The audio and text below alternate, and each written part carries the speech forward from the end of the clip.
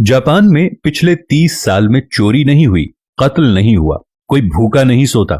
जलजले के वक्त कैंपों में सब कुछ रख दिया जाता है।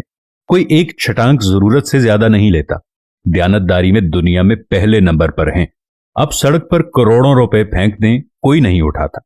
आप कंधा मारें तो सामने वाला माजरत करता दिखाई देगा। तरक्की और टेक्नोलॉजी में दुनिया से 10 साल आगे जीते हैं। काम इतना करते हैं कि वजीर आजम हाथ जोड़कर आराम के मशवरे देता है। सिगरेट की राख झाड़ने की डिब्बियां जेब में रखते हैं। सफाई इतनी है कि सड़कों में मुंह नजर आए। पाबंदी वक्त इतनी कि 5 मिनट ट्रेन लेट हुई तो पूरी कंपनी बंद कर दी। अखलाक इतना बुलंद कि आप हैरत से मुंह तकते रह जाएंगे।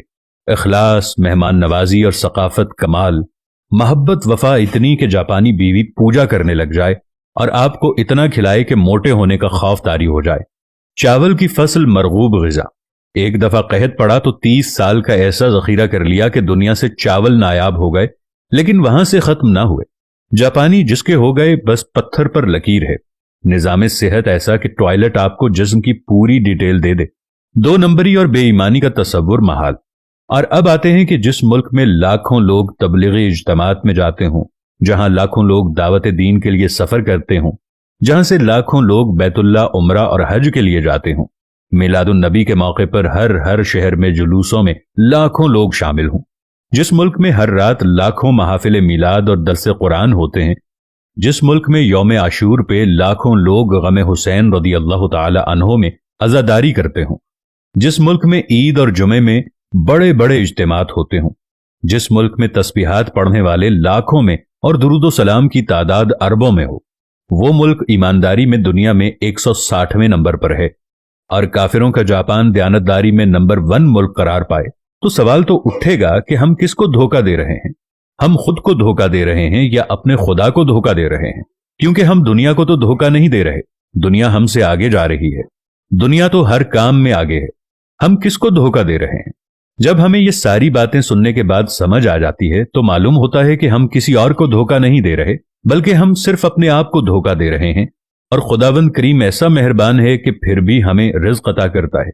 हम ऐसे मुल्क के रहने वाले लोग हैं कि जहां पर हर बिस्मिल्लाह डिपार्टमेंटल स्टोर, माशाअल्लाह करियाना स्टोर, अल्लाहू सब्जी वाला और ऐसे बहुत सारे नामों को आप रोज बोर्डों पर पढ़ते होंगे।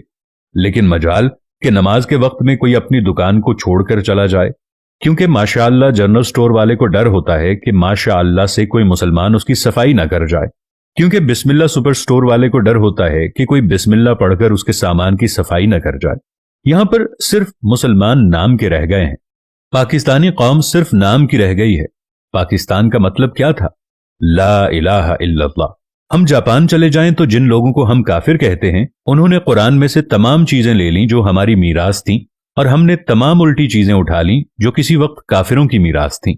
जिंदा दरगोर आज भी हम लड़कियों को कर देते हैं। आज भी किसी के घर में कोई लड़की पैदा हो जाए तो उसको फोन करके ये कहा जाता है कि फिक्र नहीं करनी, इंशाअल्लाह अल्लाह तुम्हें बेटा भी अता करेगा। अरे बेटे मांगने वालों, पहले अपने लिए ईमान तो मांग लो। मैं आज अपने देखने वालों के साथ मिलकर अपने रब्बुल इज्जत से यह दुआ मांगता हूं कि मेरे पाक परवरदिगार पाकिस्तान का मुस्तकबिल रोशन फरमा। मेरे पाक परवरदिगार हम तमाम इंसानों के दिलों से मैल को निकाल दे। हम 2 नंबर बेईमान लोगों के दिलों से बेईमानी निकाल दे। मेरे पाक परवरदिगार हमें सुकून वाली जिंदगी अता फरमा। पाकिस्तान पर अपना रहम करम फरमा। पाकिस्तान को आदिल और सच्चे हुक्मरान अता फरमा। आमीन या रब्बल आलमीन।